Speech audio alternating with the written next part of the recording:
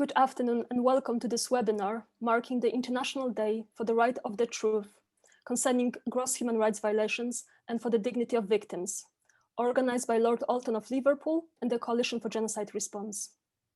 My name is Ewelina Ohab and I'm the co-founder of the Coalition for Genocide Response. I'm joined by my colleagues, Jess Templeman, and a panel of experts that I will introduce shortly. The International Day for the Right to the Truth concerning gross human rights violations and for the dignity of victims aims to honor the memory of victims of gross and systematic human rights violations and promote the importance of the right to truth and justice. It also aims to pay tribute to those who have devoted their lives to and lost their lives in the struggle to promote and protect human rights for all. We are honored to have with us three incredible individuals who have been shedding light on human rights violations for many years. Lord Alton of Liverpool, crossbench peer at the UK House of Lords, patron of the Coalition for Genocide Response, who has been working on situations in North Korea, China, Myanmar, Iraq, Syria, Sudan, Nagorno-Karabakh, Tigray, and the list goes on. He has been using his unique position at the Parliament, first as the Member of the Parliament and now as a peer, to give voice to the voiceless. Alex Crawford, OBE, special correspondent for the Sky News. And as her Sky News biography says, during her 30 years career, Alex has been arrested, detained, abducted, interrogated, and faced live bullets, tear gas, and mortar shells. Alex has covered events in Africa, South Asia, the Gulf, and the Middle East, including covering the Arab Spring uprisings in Tunisia, Egypt, Bahrain, Libya, and Syria. Alex was the first correspondent to independently access Myanmar's Rakhine state and get first-hand evidence of what the UN called the ethnic cleansing of the Rohingyas. And Christina Lamb, OBE, Sunday Times chief foreign correspondent, from the award-winning war reporter and co-author of I Am Malala, has reported from most of the world's hotspots. Most recently, Christina published her book, Our Bodies, the Battlefield, and What War Does to Women. And this is the first major account to address the scale of rape and sexual violence in modern conflicts. We have wonderful panelists with us today who will share the experiences of shedding light on truth concerning gross human rights violations. The session is being recorded. And if you'd like to ask any questions, please use the Q&A function. And now, without any further ado, I would like to give the floor to Lord Alton of Liverpool. Thank you, Dr. Ochab. Ewelina Ochab has done a huge and wonderful service to us all throughout the whole of this coronavirus period in organizing a series of webinars, and this is a very important one too. But I'm especially pleased to be sharing a platform with Alex Crawford and with Christina Lamb, two women for whom I have enormous admiration, not least because of their courage and their bravery, but also because of the words that they have written and which have shone a light into very dark places. I'm delighted to take part in the International Day for the right to the truth concerning gross human rights violations and the dignity of victims. Why? Because the commemorative day rightly puts center stage for victims and survivors of gross human rights violations by simply focusing on the truth concerning the atrocities perpetrated against them. Invariably, they've suffered grievously for speaking truth to power, speaking truth to injustice, speaking truth to tyranny. The English playwright and poet Ben Jonson once wrote, "Stand for truth, it's enough." But in reality, too often we collaborate by remaining silent, failing to speak, failing to act when a courageous word of truth might have made all the difference. How often are we silenced by the fear of speaking out? It's often said that in war, the first casualty is truth, but even in peacetime, we conceal inconvenient truths or take Trappist vows when our voices should be raised. This commemorative day was established to honor the memory of victims, to promote the importance of the right to truth, but it's also a moment to pay tribute to those who've devoted their lives to be the voice for the voiceless. The day was also established to recognize the important work of Monsignor Oscar Arnulfo Romero of El Salvador, who, as the United Nations resolution establishing this day states, I quote, was actively engaged in the promotion and protection of human rights in his country, and whose work was acknowledged internationally through his messages in which he denounced violations of the human rights of the most vulnerable population. Romero is commemorated on a plinth not far from where I'm sitting on the western wall of Westminster Abbey. And close by is a statue of Maximilian Kolbe, who was a Polish victim of the Nazis, executed after he took the place of a condemned man who was facing the firing squad at Auschwitz. Kolbe had been taken to the camp for using his mass circulation religious newspaper to condemn Nazi atrocities. After they'd given him the right to continue publication, so long as he stuck to pieties, he wrote an editorial in which he said, "Beyond the hecatombs of the extermination camps, of what use are the victories on the battlefield if we are defeated in our innermost personal selves?" Like Sophie Scholl and her student friends in the White Flower movement, Kolbe and Romero were murdered for refusing to renounce the truth. But that was then. What is happening then is happening now too. I think of Pakistan's Minister for Minorities, Shahbaz Bhatti, who said he was willing to shed his blood for the justice and rights of the country's persecuted minorities.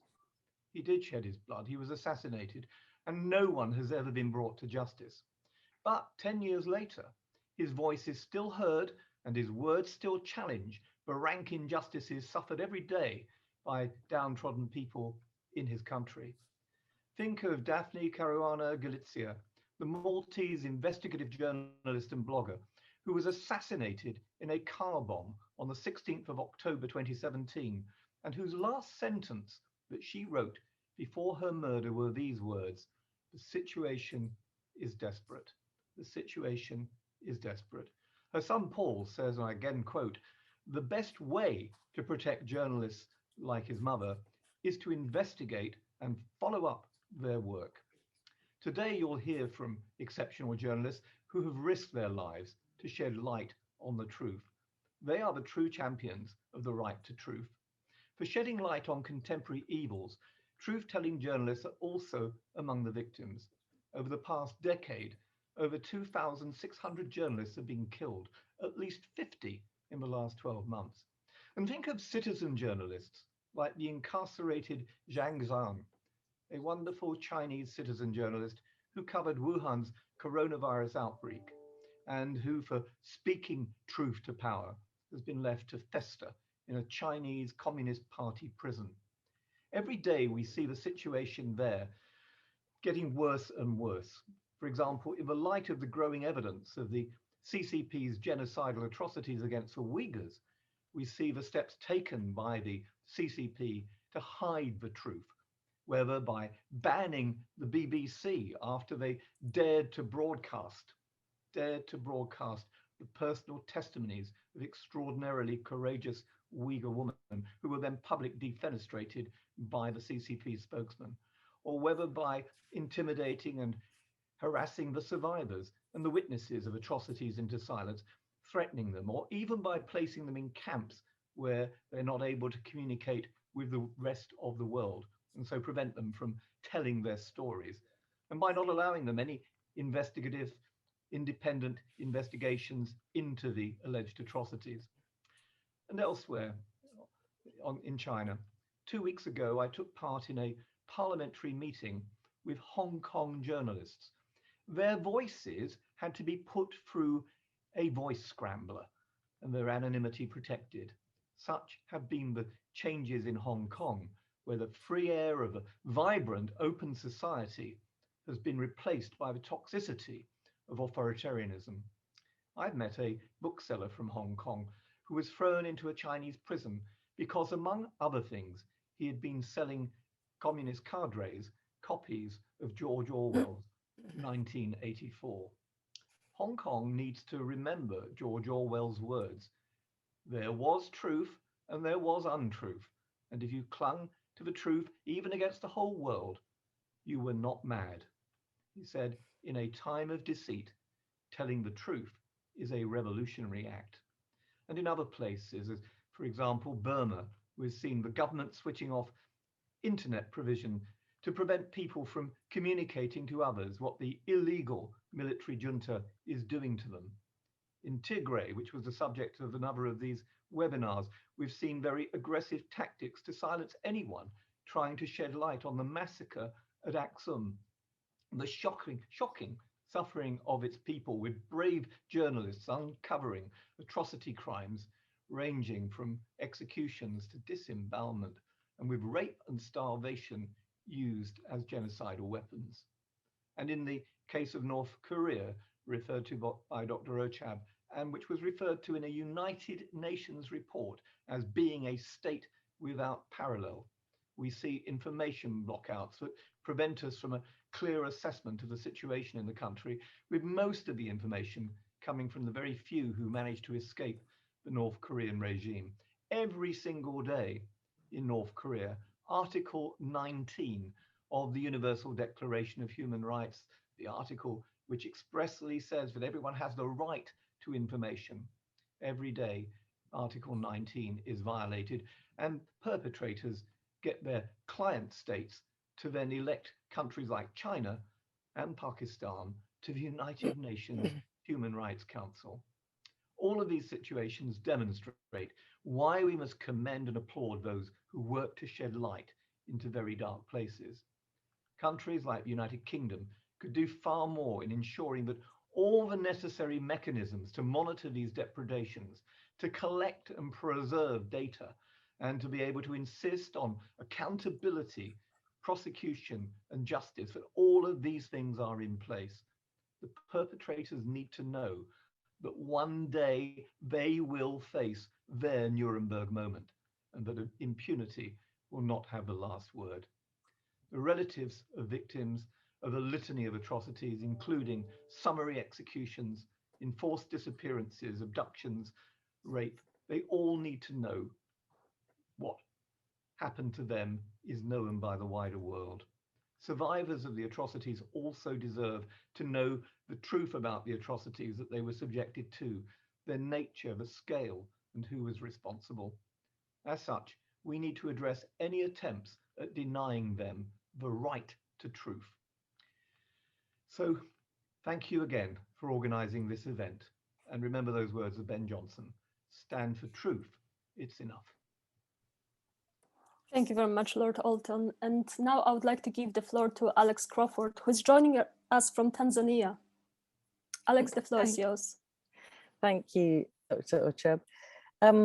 Well, first of all, I'm normally based in Turkey, in Istanbul, where I was reading a book that Jonathan Rugman has just written about the death of Jamal Khashoggi, another very high-profile journalist who, in the city where I have my family and where I live and work, walked into the Saudi embassy, was killed in a most horrible way, in a very orchestrated execution, was cut up into pieces. There was an elaborate, sophisticated ploy to deceive the world and CCTV cameras. And a number of years after, still nothing has happened. People are still doing business with Saudi Arabia, even though multiple agencies and organizations deduced, based on the CCTV and the tracking of people and the tracking of movements and picking up what had happened, concluded that it was sanctioned by Saudi Arabia. Countries like Britain and America are still doing business and sitting around tables with the man who organized that execution. So it's a very sobering thought. I've recently returned from a trip to Yemen, where we saw most appalling, it's the world's biggest humanitarian crisis. People have been laboring in poverty for many years, exacerbated by a proxy war, which unfortunately powerful, rich countries are perpetuating, with the Saudi-led coalition on the one side, backed backed by Britain and America and the UAE against an Iran backing the Houthi rebels, and they are perpetuating the war. They are funding it, they are fueling it, they are giving weapons, they are allowing the conditions to continue. And in the middle, there are millions of civilians who are trapped, basically, who are living in a country where they can't go from one end to the other, where there are multiple checkpoints. When we were going from one end to the other, it took hours and hours and hours, not just because of the broken, fractured infrastructure, but also because of the multiple armed checkpoints as you're crossing and going through from one criminal gang to another set of rebels to a government-sponsored group of armed men. We decided to investigate just one atrocity in amongst hundreds and thousands that have happened, because the thousands of civilians have died with indiscriminate bombing, indiscriminate shelling from both sides. There are war crimes on both sides. We decided to investigate one particular one, which happened near the Saudi border in a very, very remote area called Washa. We went out there because no one else had been out there. No one, even in Yemen, had been out there. No Yemen activists had been out there. We got there, and to see exactly for ourselves what the landscape was like. It's very remote. We had to cross dry riverbeds, go up and down boulders and rocks, finally walk the last few kilometers to get there, to find this former dwelling, basically one of a number of dwellings on a hillside, all spread out, all on an incline. Absolutely no military targets there at all, no military activity, no evidence of any even activist behavior in that area. They were just simple farm folk with no electricity, no water, very little apart from subsistence farming to keep them going. In this one dwelling, which, I mean, I call it a house, but it's not like anything that you might consider to be a house. It's a flat, very modest brick building, one level, maybe about 5 or 6 rooms. That day, we pieced together all the survivors from that bombing. It happened in the middle of the day when there were 9 women and children in the house, an extended family. There were no men there, no one over 18, a male over 18 was there. It was just women and nursing mothers and a couple of young boys who were 14. A Saudi jet came out. Now, we've since deduced it was a Saudi jet because we finally got them to admit that it was their jet, but for many months they refused to accept this. They refused to admit that it was a Saudi jet. Saudi jet came around, circled round for 15 minutes around the house. Everyone was used to jets flying around there, but it also obviously still instills a lot of fear into everyone when they hear this jet just circling around. It circled around for 15 minutes before it dropped a bomb, which landed right on the house. It killed everyone in there, apart from 3.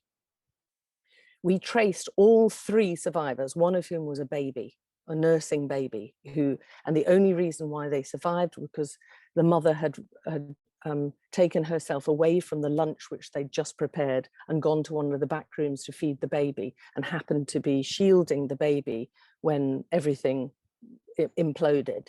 And somehow both she and the baby survived. The other survivor, was taken to a completely different area, was 14 years old, and he was knocked unconscious, severely burnt, and was in hospital for 2 months. We managed to track them all down, get their testimony. We spoke to witnesses on the ground who'd taken pictures on their mobile phones. We pieced together shrapnel that was still there. We matched it with the photographs that the locals had taken on their phones.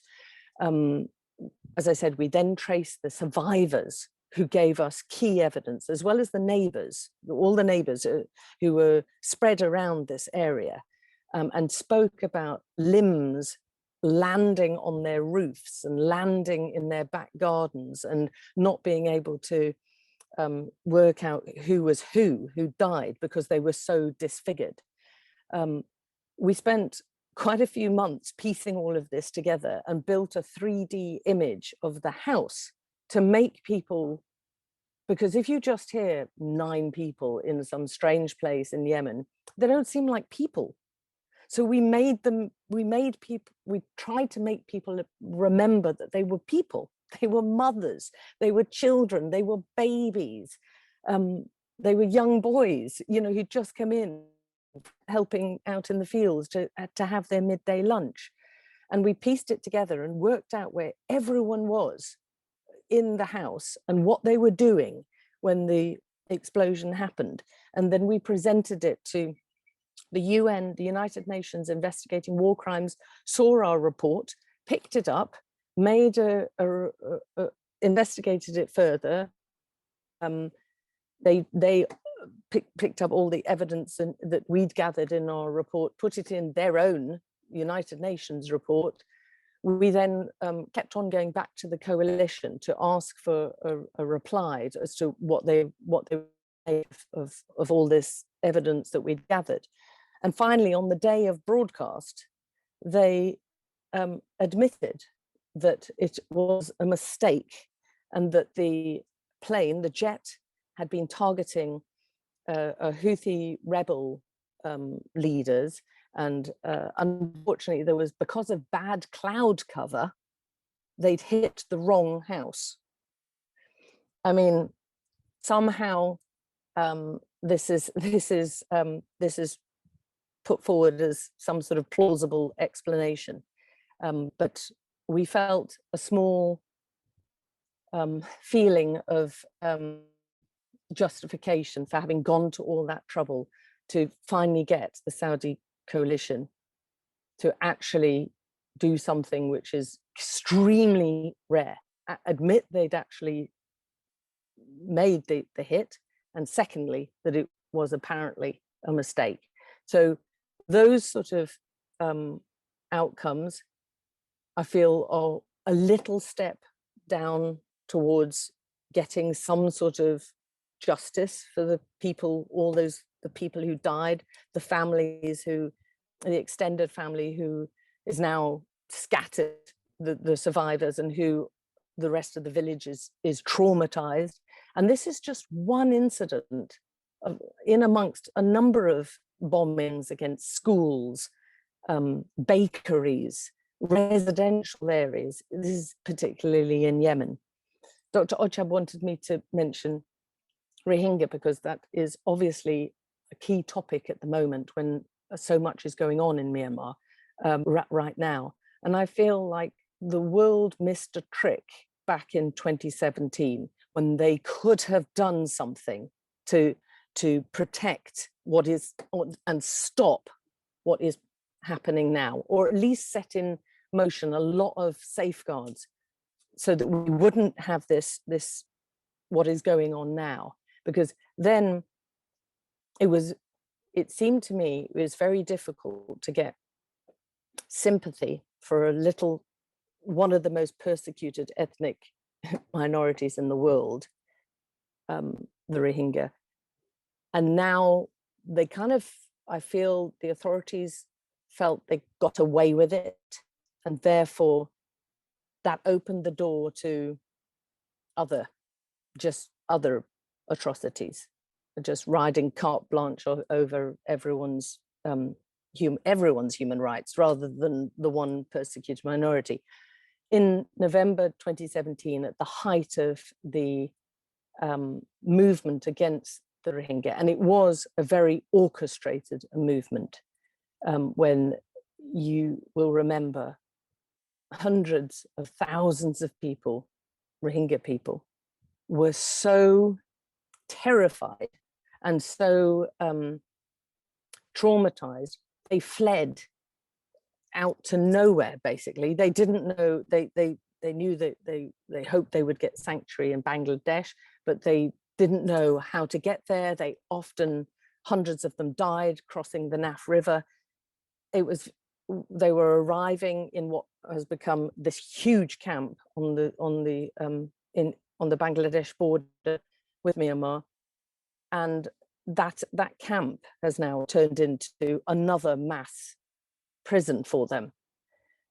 We arrived at Cox's Bazar and we saw these hundreds of thousands of people arriving in a terrible state. Almost every woman that I spoke to, and they weren't even all women, they were young girls, spoke about being raped. Many of them spoke about being gang raped. A lot of their testimony was really very harrowing. I remember talking to two sisters. One was 14 and one was 17. Talking, and this 14-year-old really struck me. And this was in a room full of women and young girls, and all of them had been raped. Some of them many times, and some of them, I would say the oldest was maybe around about 70, and the youngest was about 12, and they had all been raped. And the 14-year-old, I remember her telling me, because it struck me how completely emotionless she was.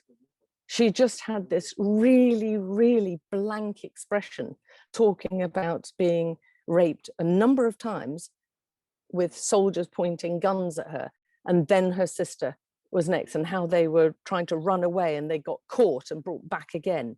Other women talked about being dragged out of their houses with family members left behind. One spoke about her husband and her daughter being left in the house whilst they set fire to the house, and she was raped.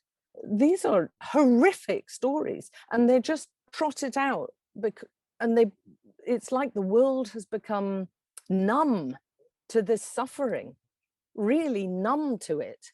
And any one of these stories should be enough to shock people into action and prompt some sort of reaction. But it seems like it's becoming more and more difficult to get a positive reaction to a horrific event. So we managed to persuade some of the fishermen in Bangladesh had stopped all the fishermen from crossing over towards Myanmar, which was how a number of the Rohingya were fleeing. That was the way they were trying to get over and to sanctuary, or what they thought was sanctuary, in Bangladesh. We managed to persuade fishermen to take us over there in the middle of the night. It was about a 2 to 3 hour journey. There were no lights. We went with a Rohingya man who had heard and hoped that some of his relatives had gathered on one of the coasts. We'd had no idea what was going to be there, but the rumor was there might be a few hundred people waiting on this small beach in Rakhine State. And as we got closer, we could see all these flashing lights, small little lights, as they were holding up something to attract us in. And we went in, and as we got closer, because everything was very dark, we saw hundreds of people on the beach, hundreds. And we got off, and they were already coming into the water to meet us, very thin, very, the first person I saw was a very, very emaciated older woman. I would say about her 60s or something, very, very emaciated. She couldn't really stand up and was being held up by people. They said they'd been trapped there, for some of them, for several months. They couldn't leave because the waters were quite deep and it was quite a big stretch of water. The short stretch of water where a lot of the earlier refugees had fled over had been really shut down with lots of guards and everything. But this big stretch of water, as I said, it took us 2 to 3.5 hours to cross using an engine. Was obviously you couldn't possibly swim. We went ashore and we were using night cameras to film it. And the hundreds became thousands. And I said, how many people are here? And they said, maybe 20,000. And they were hemmed in on this small patch of beach. So they said by Myanmar guards, authorities, who had laid mines behind them so they couldn't go back. Again, we saw a lot of very young women, and my first with fresh newborn babies. Some still had umbilical cords attached to the babies. They were so newly born. They were a couple of days old, and I thought how young they were. They were like 15, 16, 17 years old, and there was a big crowd of people around us, and all the time there was just this hum of a wail, a sort of small, quiet wail of just desperation. And they kept on holding on to us and saying, please take us out, help us, can you get us out? This small group of women who all came forward with babies, there were about 4 or 5 of them just in front of us. I don't know how many there were more, but they all had newborn babies. And I saw the one baby with an umbilical cord, and I thought, where are their partners? None of them had any partners. And my immediate thought was, I felt like those babies were the result of rape, because they had no one looking after them. They did. Now that was an assumption, but I felt like that was possibly quite an accurate assumption based on what I was later to find out in the camp, when many of them were pregnant and gave birth 9 months after they arrived. And we again interviewed a number of them who by this stage, see, the response from the Myanmar authorities was, once they got to Bangladesh, that somehow they all collaborated with their stories, their conspiracy stories, and they spoke to each other, and they came up with this reason about why they had babies, because they were ashamed about illicit relationships, or they came up with the stories about burning their own homes, about their homes being burnt by the Myanmar authorities and the Myanmar soldiers. Whereas when we at that time, the Pope visited Myanmar, so I managed to get a visa. That was the very last visa I ever got for Myanmar, and that is why it's so difficult now to report, and monumentally dangerous for the journalists inside who are still reporting, who are from Myanmar. There aren't any foreign journalists. There are some attached to foreign channels, but no foreigners have been allowed in. So it's very difficult to have independent eyes and to report, because the guys who are in there are obviously under a huge amount of stress. It's not the same if you come in as a foreign journalist, because we can always leave. that's the bonus of being a foreign journalist, and that's how we try and help the local journalists, because we can get the stories out, we can leave. And that night when we took our footage out, it had a big impact, it felt to me initially, but I really thought it was going to lead to much more of an impact. I thought there was going to be an immediate sort of international reaction and immediate sort of condemnation. There was condemnation, but that was kind of all that happened. There wasn't any direct action. But since then, the International Criminal Court has contacted us as the only journalists who've managed to independently access Rakhine and bring back fresh testimony, which before anyone had reached Bangladesh, before they could be accused of collaborating with, you know, tens of thousands of others. And that evidence and all our footage and all the people that we spoke to and all the testimonies that we took is now forming part of the case that the ICC is taking against the Myanmar authorities for accusing them of perpetuating genocide and ethnic cleansing. So I think as journalists, I'm definitely not alone. I think the journalists are feeling very, very persecuted right now from every which way. There doesn't seem to be, it's great to be on a panel where people are speaking well of journalists, because most of the time we are getting hammered, you know, verbally, physically. We're banned, we're boycotted, we're derided, we're mocked.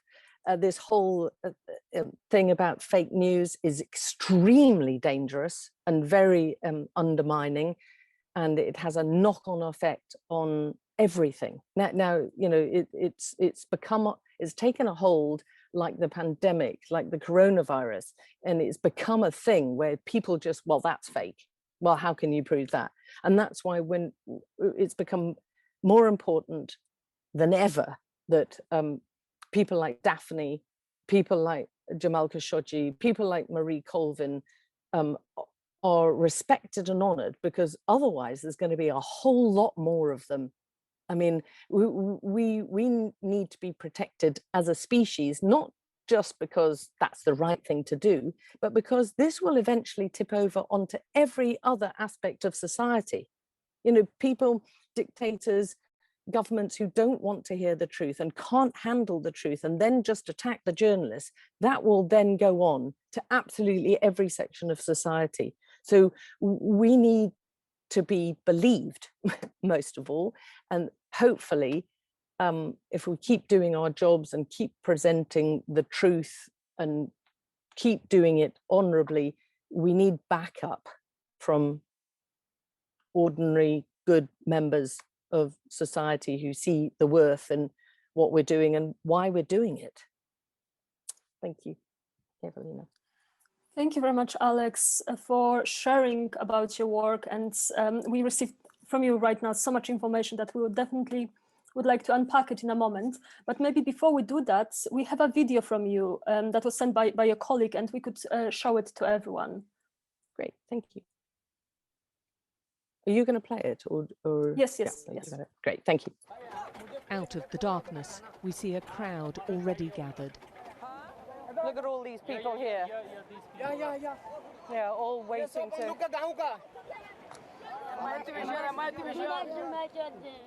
How long have they been here? This lady over a month to some 2 months. This lady looks so thin. Ask what's happened to her. Look at the state of her hands, her arms.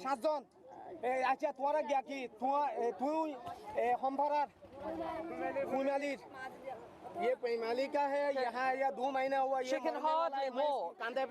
Wait, carefully go. Wow, her arms. Look at her arms. I can put my entire hand round. She is so thin. Are we going to try and get her onto a boat?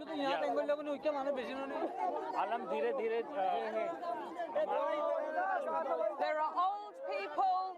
There are babies. Many of them are talking about being here for over a month. Clearly not had very much to eat at all. A lot of them extremely thin and very frail. And all showing extreme signs of desperation. Look. They want help. Yeah, they want help. They want help. They're crying out for help. There's a 19-year-old who's given birth the day before. Her baby has no clothes and has barely recovered from being delivered. Is that the umbilical cord? I can't see. She's still got the umbilical cord attached. Another young one, sucking on his thumb, has a bloated stomach with severe malnutrition. We are their only hope of leaving Myanmar right now. Rows and rows of babies with nowhere to go and no one helping them.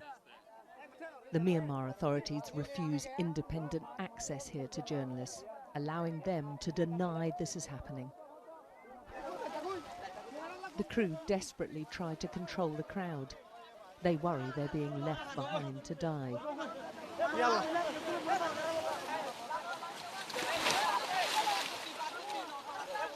The boat is crammed full. The captain wanted just 15. In the end, there are nearer 30 adults and children on board.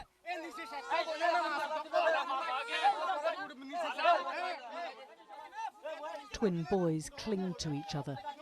They're frightened and confused, like so many on the boat.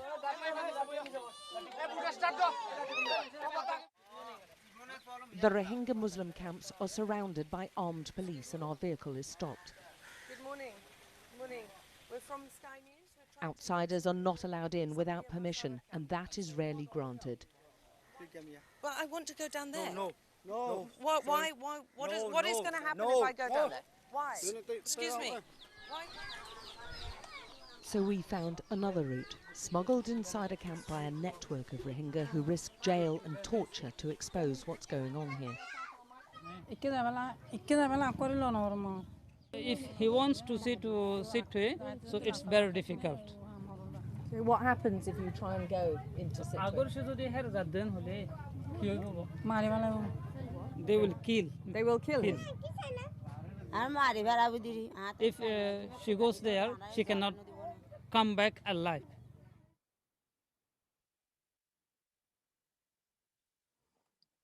Thank you very much, Anton.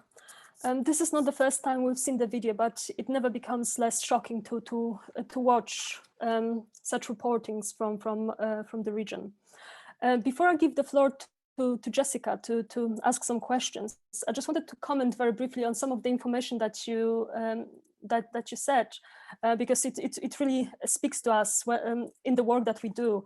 And but before that, I just wanted also to mention, you mentioned Khashoggi, who was of course also a journalist who was murdered. And just yesterday, it was reported that top Saudi officials issued death threats against a UN investigator into the murder of Khashoggi, Agnes Kalamard. She is the UN Special Rapporteur for extrajudicial killings, and that's the threat that she's facing for doing her job, for investigating the murder. So of course you also mentioned the abuse and everything that you are facing for only reporting what is happening in those different situations, which is of course something that we should do more to ensure that we protect journalists and those who advocate on behalf of those who cannot do that for themselves. You also mentioned that the importance of adding some faces to the stories, some informing us a little bit more about not only the numbers but also the individual stories of the victims. And I have one quote from, unfortunately, it's from Stalin, but I think he hit it. I think he was very, very correct when saying that the death of one person is a tragedy, but the death of millions is just a statistic. So that's the reason we really need those stories. We need to hear. We need this human element to understand it more rather than just looking at the statistics. And a very similar quote is from Raphael Lemkin, the father of the word genocide, who said that he asked, why is the killing of a million a lesser crime than the killing of an individual? And that's from a different story, that whenever something bad happens to one person, we hear a lot about that person. We do care for him or her. We are more attached to that story. When we hear about a murder of millions or thousands, it does not get to us in the same way, which was I think very powerful. And then of course you talk about Rohingyas, and in 2017 you said that that's where we missed the opportunity. And of course we've seen the reportings from 2017, and indeed there was not much happening, whether from our government here in the UK, the UN, and we definitely miss the early warning signs, the early warning signs of mass atrocities to come, and of course that speaks very much to the work that Lord Alton is doing on the topic of genocide. And of course we know that the duty to prevent genocide arises at the very moment a state learns, or should have learned, that there is a serious risk of genocide. But unfortunately, it never happens. So normally we talk about genocide when genocide is already full blown, and we can't prevent genocide from happening. We can just stop it or try to ensure that more lives are not lost. But unfortunately, we always act too late. And of course, the stories that you are reporting on, this is what we should really take on board and make sure that the parliament, the government, UN, they hear those stories and use them to actually act in time to prevent the escalation of the atrocities. And I think from these are the few comments that I had in relation to what you told us today, because really powerful stories. And of course, we really appreciate all your reporting. And whenever we see any of your reportings, we always try to raise those issues at the parliament. And Lord Alton has been also making sure that the minister hears information about all kinds of atrocities that you are reporting on. So I think it's great to have both of you on this panel, because you provide the information, and then of course Lord Alton makes sure that he takes it to the parliament, to the government. And it was great to hear as well that the ICC has been contacting you for further information, which is, again, it just shows the importance of the work that you are doing. So I think these are just a few comments from me, and I will give the floor to Jess to ask some further questions. Thank you, Evelina. First of all, also thank you, Alex, for your phenomenal testimony. I think testimony is the right word. What you have experienced and what you do and have committed your life to is, well, it's an honor to hear about. So thank you. But and Lord Alton, as ever, thank you so much for your commitment to raising the voices of the victims and doing everything you can for so many people. I think my first question would be really to link both of you. It's that, Alex, you mentioned before, as we were joining the call, that sometimes it can feel like you're speaking into the void as a journalist. And I'm aware that we've got the journalist perspective and also the parliamentary perspective. And I wondered if maybe both of you could reflect on how we might be able to bridge that gap and potentially close the void a bit, what you would both like to see. So Alex, I don't know whether you want to go first on that. I don't know whether it's a good idea I go first. Well, first of all, I think people like Lord Alton are doing an excellent job. Unfortunately, they're very rare. I honestly feel like we get many more brickbats than we do anything else. And people tend to see, possibly politicians are very caught up with domestic issues. And personally, I think we need to look a bit further afield. And so I think, first of all, if anything happens to a journalist, that should be a massive red line, a really massive red line, because this is not getting any better. It's actually getting exponentially worse. You know, it started out with verbal attacks and derision and undermining. Then various regimes have decided to, you know, do what we possibly were too arrogant to think would ever happen, which was to order the killing of Western journalists or people who were working for Western outlets. And they got away with that too.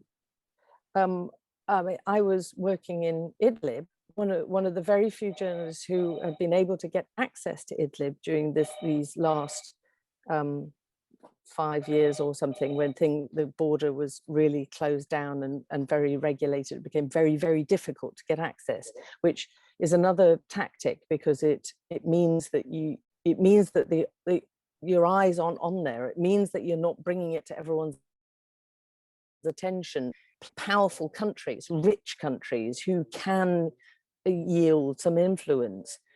So, you know, everyone knows what's going on in Syria, but, you know, it's all too fractured, and the people who are perpetuating it don't really care. So you have to get outside eyes and outside countries and outside, and invariably rich, powerful countries, to press for some change or to draw lines. And I remember even when one British minister said that there was a red line, or I think it was also an American president, red line of using chemical weapons. That was, you know, we thought, great, that's progress. And then that happened, and it still wasn't a red line. It was a very grey line. But I was in Idlib not so long ago. The Syrian regime, backed by the Russian army, and I know this because they broadcast their own pictures showing the attack, shelled me and my crew. It was so close. I do not know how we all survived. But if that shelling had been this closer, you'd have been talking about 2 British journalists who'd been killed by the same Syrian regime. So I don't know how many more times this needs to happen before there's some really tough, it can't just be tough talking. There's got to be some really uncomfortable decisions, economic sanctions, you know, massive pressure brought to bear, so that these countries and the leaders and the people who are allowing this to continue, or ordering it, it hurts them. It's got to hurt them to make them stop it. So you can't, you know, I remember the UK ambassador to the UN spoke up about that attack in the UN against myself and my crew, and that was it. So I was incredibly grateful to her for even bringing it up. Then it went nowhere. And this is happening over and over and over again. So I don't know the solution. I really hope to God Lord Alton does, but all I can do is keep on saying, and this is just what's happened to me. What about all the other journalists? You know, people like Daphne Caruana Galizia, who no one even knew what she was going through until a huge big car bomb blew her up. You know, and you know, the Maltese journalists, her sons, and everyone who are keep on pushing her on to have done some incredible things, you know, to raise her profile and to make it, and to bring down virtually, you know, a prime minister, and started a court case and really pushing it through. But do we want to leave it to bereaved relatives to do that? Because this should be something that we are all invested in. I don't have any solutions. I feel like a lot of the time we're tearing our hair out, because we you know, if we're attacked verbally, that should be no, you shouldn't be able to do that. And yet we've got world leaders doing that. Never mind if you actually attack a journalist for their report. That to me, that you might as well tear up every constitution and every book of rights and everything if you're doing that. It's really inexcusable, and it should never be. There shouldn't be any muddying of it. That should be a no-no. Thank you. Lord Alton. Well, that's quite a challenge that Alex has just thrown down as well. But it is a proper challenge. It is for people who are involved in politics and public life to try and find ways forward. There are moments when politicians should work with journalists. There are also times, of course, when those same politicians may need to be held to account. So we must not try to be in each other's pockets in that sense. But there are times when working with a journalist about a particular issue can shine a light on some terrible atrocity, some dark place, some issue that needs to be drawn out into the light. I think back to a visit I made to Rwanda. I've gone to visit the genocide sites, and an old friend of mine had helped to organize the visit. She was also a writer and published articles here and there. And we both agreed that we would write a little bit about whether we'd actually learned very many lessons from the genocide in Rwanda. And on the way back from Rwanda, Becky said to me, you know, the same thing is happening again, but in Darfur. We should go there. So I said, what will Henry say? That's her husband. I'll ring him from the airport. We went via Khartoum, changed planes, and somehow or other she got us down into Darfur, into a camp called Janina. And Becky took lots of personal statements from women who had been raped, who had gone through terrible atrocities. I met with some of the elders who were then in the camps, who had come out of villages that had been razed to the ground by the Janjaweed militia. And of course, in the course of the genocide that would unfold in Darfur, 200,000 to 300,000 people were killed, 2 million people were displaced, adding to the 70 million that there are now displaced or refugees in the world today. I mean, these are the consequences of these kinds of actions. And when I came back, I rang someone who had been the political correspondent of the Liverpool Echo. I mean, there's an old saying that ultimately all politics is local, so never forget your roots. I rang him, a man called Andy Grice, and I said, Andy, this is truly shocking. It's not the, I said, but all those stories I've given you over the years about Liverpool politics, will you at least have a look at this stuff? And he said, I don't know whether they'll be interested, David. And I gave him all the stuff I had and the photographs we had taken. And he rang me and I said, I think we'll use it, but I can't guarantee, you know, something else may come along. He rang me gleefully the day after and said, have you seen the Indie today? It was the front page main lead story with the headline, if this isn't genocide, what is? So it was a very good example to me of how we could do things together. That you brought that to my mind, Alex, when you were talking about how you were asked by the ICC to then give the accounts that you had taken of fleeing Rohingya people as evidence. We were asked at that time to provide information directly to the ICC by the Director of Prosecutions for the prosecution of Omar al-Bashir, who'd sent his Janjaweed militias into Darfur and was responsible for genocide. And in fact, he would be ultimately indicted for genocide. And although he said it would never make any difference to him, finally, the internal combustion that all these events led to means that Bashir is to this day in a prison, waiting to be prosecuted, waiting to be held to account. What I said earlier on about facing his Nuremberg moment. So it's the wheels of justice grind very slowly, but that's what we believe in as a law-abiding country. We believe in the upholding of the rule of law, or we should. We believe in liberal values. We believe in free speech, openness, democracy, and human rights. And those 30 articles in the Universal Declaration of Human Rights. Everything from the Article 3, the right to life itself, to Article 19, the right to be able to speak, which I referred to earlier on, the right to belief or to change your belief. I have no belief, Article 18. You unpack them all, they are there, and they came like the Genocide Convention out of the experiences, the horrors of Auschwitz and the Holocaust.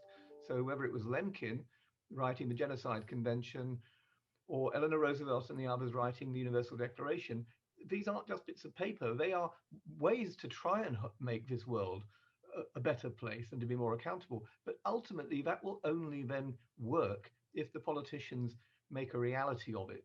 And you need great statesmen and women to make the world function, instead of which we now have a sort of binary clash between authoritarianism on one hand. So you have President Xi Jinping clearly trying to make the world safe for authoritarianism, and you have rather limp-wristed democracies. We have become weak and we have not been outspoken enough, and we haven't stood firmly in the Security Council. We haven't denounced the occupation of seats in the Human Rights Council, and we have allowed the emasculation of these courts, the International Court of Justice and the International Criminal Court. The ICJ is interesting because a little country, Gambia, had the courage to take Myanmar, Burma, to court. And the generals had their day. And what did the court find? It found against them. And possibly that was one of the reasons why fear of what might be coming perhaps built up towards the coup. And even Aung San Suu Kyi, who I think foolishly and wrongly went and justified them in The Hague, she has now paid the price of that as well, as the ethnic minorities and many more are paying that price today. I'm vice chairman of the all-party parliamentary group on Burma, but also of the all-party parliamentary group on Rohingya. So I've followed these things, and I've seen your reports, Alex, and they make a difference. They make people like me sit up and say, we've got to do something about this. Now, one thing that we did successfully, and I pay tribute here to Dominic Raab, the Secretary of State for Foreign Affairs, he has introduced Magnitsky sanctions. These Magnitsky sanctions are the same thing that have now been done in the United States and indeed by the European Union. So for once, we're all singing now unusually from the same page. And within the last week or so, we've had the European Union, we've had the British government and the US administration all imposing Magnitsky sanctions, personal sanctions on some of those responsible for events in Xinjiang against the Uyghurs, and also against members of the military junta in Myanmar. So there is something we can do, but are we doing enough? No. So the list that we produced of those who would be sanctioned in Xinjiang don't include, for instance, the Chen Guangzhou, who is the party boss in Xinjiang. And do you know where he cut his teeth? As the party boss in Tibet. So we know what he has done in the past. We know what he is doing now. There's more than 1 million people incarcerated, being re-educated. We've seen shocking interviews and all credit to the BBC for their courage and bravery in knowing what the consequences would be of broadcasting the accounts of those women.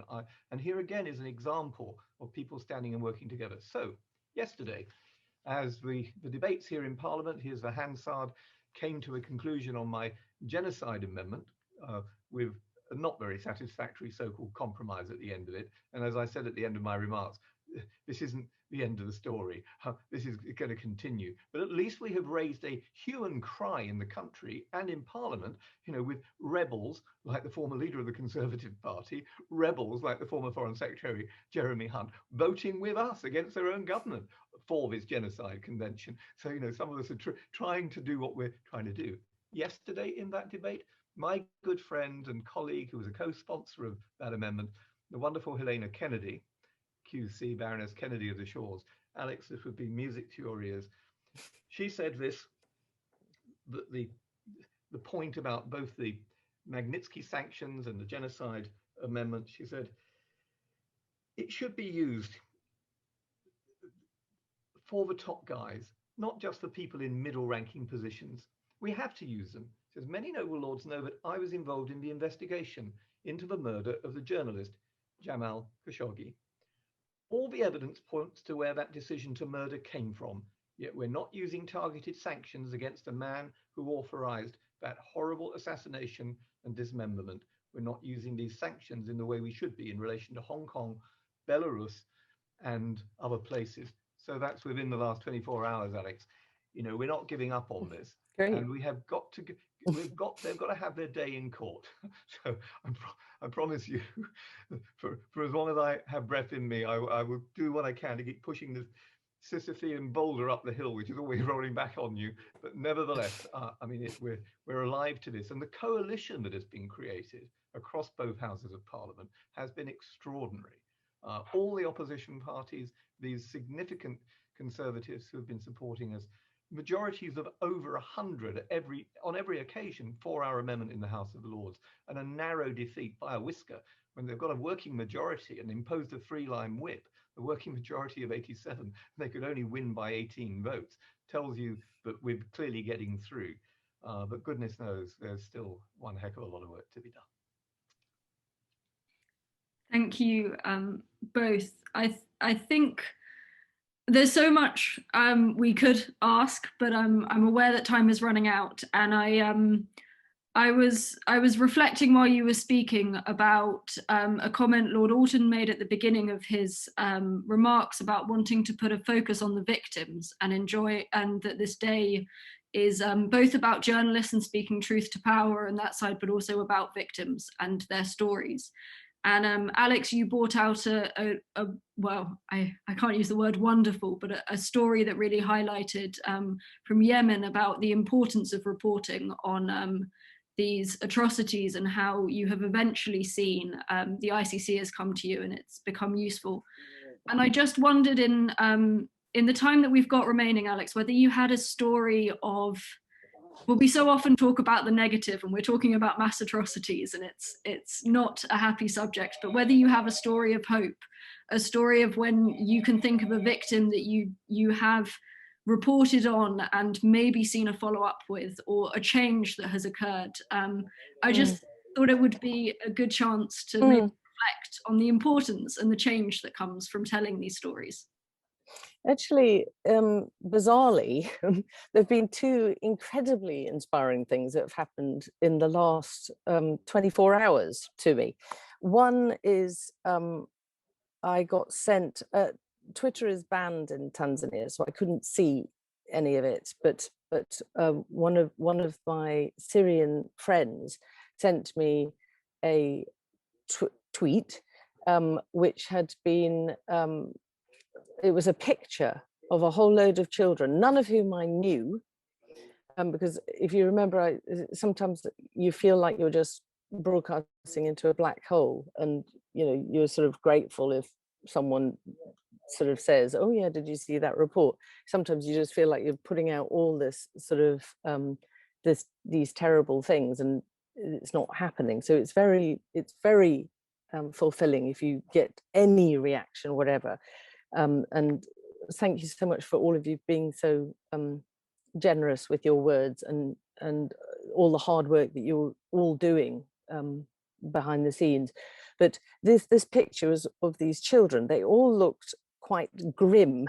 They weren't smiling. They all looked very grim, and they had a big two pictures. One was of a picture of myself and my crew when we were in Idlib, just the seconds before we got shelled.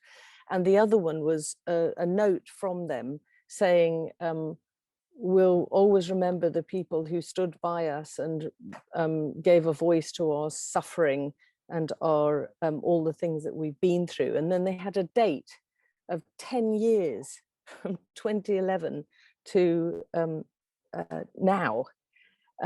Thank you, Alex Crawford. And honestly, it actually made me cry on so many levels. One, that these kids who probably were just being born about the start of the Syrian war, had gone to the bother of writing this message, but also that it was still going on so many years after that. But also it made me realize that they were so pathetically grateful that anyone had actually done some reports on them and what was happening and raised what was happening to them. The other story was of it's a horribly sad, tragic story about this family of 8 who have moved several times, because as so many families have, from place to place, escaping the fighting. So they've moved from Aleppo to another place, to another place, to another place. They're now in Idlib, which is the sort of last area where they feel that they've got some sort of refuge right up against the border with Turkey. So many are over the other side in Turkey, but this lot can't get over. It's not very easy to get over, and there's millions of them. And this family was in one of the many tents that they have in the middle of winter. They were using their fire to keep the family warm. The tent had gone up in flames. One of the children was killed. Another was very badly burnt, but she was rushed over to Turkey to get medical help as an emergency. So she went over there, tiny, she's like 18 months old. Her name's Dalal. And we first covered her story about the start of January, just after the fire had happened. We got access to the Turkish hospital. She looked like a miniature mummy because she had bandages everywhere, all over her face. You couldn't see anything, all over her hands. She'd lost her hands. So they'd already had to be amputated because the doctor said she came in with like 80% of her body had 3rd-degree burns, and some of the skin was so black she'd lost her eyelids, her lips, her hands. just had to be amputated. And they were, you know, we asked her, we asked the doctor, what chance do you think she has to survive? And he said, maybe 10%. Yesterday, we did the story, and it prompted a real big outpouring of people in England and Scotland started collecting money for her immediately to sort of help pay for her treatment, although the Turks are paying for this part of her treatment. Doctors in America and Berlin got in touch with me to try and offer burns help, to try and help her, talk with the doctors. I put them in touch. They were all on Zoom calls talking about how to deal with the skin grafting and all of this. And yesterday, she got moved out of intensive care into a palliative care unit. She's had skin grafts on her arm, her legs. The Turkish doctor is doing his final reconstructive surgery, but she needs many more plastic surgeries. She still doesn't have any lips, and he's just sort of kept her. He's done an incredible job, and we've got the father over from Idlib. He's with her in the hospital. They FaceTime the mother with the rest of the family. She's sort of starting to eat on her own and get physiotherapy. And it is an absolute miracle that she's still alive and appears to be going forward. And now got these doctors in America, Berlin, Britain, all taking an interest in her. And I just thought that was an incredible story, which managed to bring together multiple nations. Then there's now a move on to try and get her, because they have no even ID documents, to try and get, we're trying to facilitate or get help from anywhere. Perhaps Lord Alton, you can help, but to get them passports so that they can, this Syrian American hospital is offering to pay for all of her plastic surgery, whatever, so long as she can get a passport and get somewhere to have it. And I just think that's a real story of what people are capable of doing when they hear about families in distress. I mean, people were trying to send, anything to that family to help them, and it made me feel quite happy. I'm not surprised. I think it's an extraordinary story. I mean, you said that the surgeons have done a great job, but you clearly have done a great job as well. If you'll let us have the details of that lady, then Dr. Ochab, who's very good at these things, and someone else who's on the call as well, whose identity I won't reveal, but we will look and see if we can't persuade someone to provide travel documents and a passport for her. So do please let us have the details of that. I was very struck while you was speaking, though, Alex, that in Greek mythology, the one thing that was left in Pandora's box when everything else had gone out is hope. And that we've always got to keep looking for hope in even the most bleak situations. And the story that came to my mind in answering Jess's challenge was one day in my university office in Liverpool, the lady who ran my office came in and said, "David, there's a North Korean has arrived," which made me slightly apprehensive. But I went out and I found a young North Korean who tracked me down to Liverpool and sat in my office and wept as he told me about the things that had been done to him. He'd escaped not once, twice from the country. He'd been caught the first time. The Chinese sent him back.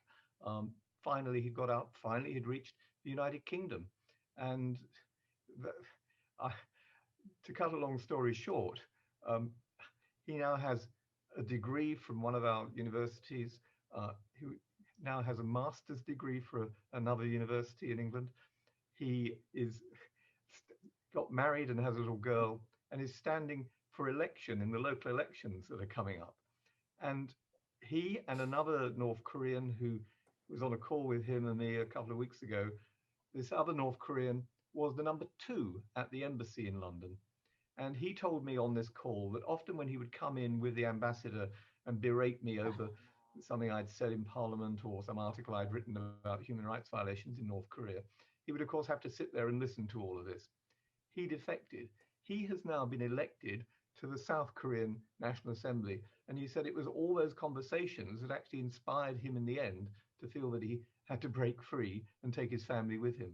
So can we make a difference? Of course we can all make a difference. And it will be in the small things, the little things, I think, that a bigger picture is written. You know, I'm a great believer that when small stones move, then a landslide will happen, but the small stone has got to move in the first place.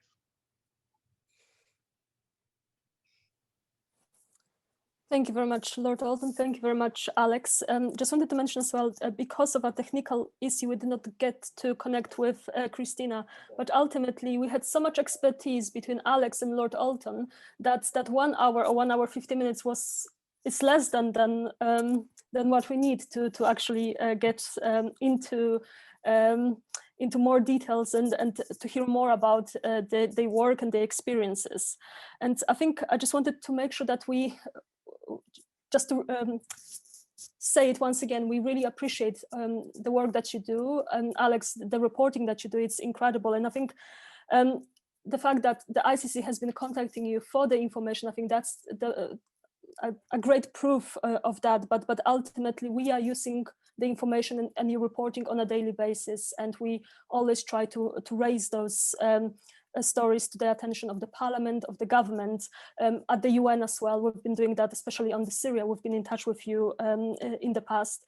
And whenever you send anything, please be assured that we will raise it at all those in all those places. It's not going to be forgotten or lost. And of course, we also appreciate Lord Alton's work, incredible work at the Parliament, and what he has done with the Genocide Amendment and getting so much support behind it is incredible. And especially because a few years ago, whenever the topic of genocide was mentioned, it will be forgotten very, very quickly. So I think what happened over the last few months, it was just an incredible proof of what can be done if we work together on such important issues. So I would just want to close here and say thank you very much for all your important work. And Alex, please send the details and we'll see what can be done. But ultimately, I think to shed light on the situation of human rights abuses around the world, we need to work together. Everyone plays a different role, but I think the message is really that we need to work together and make sure that those stories are not neglected and not forgotten, and sooner or later there will be some hope. I think that will be the message from our webinar today. So thank you very much, and thank you very much also to Jessica and all attendees who are here with us today listening to what Alex and Lord Alton had to say. Thank you very much. Thank you.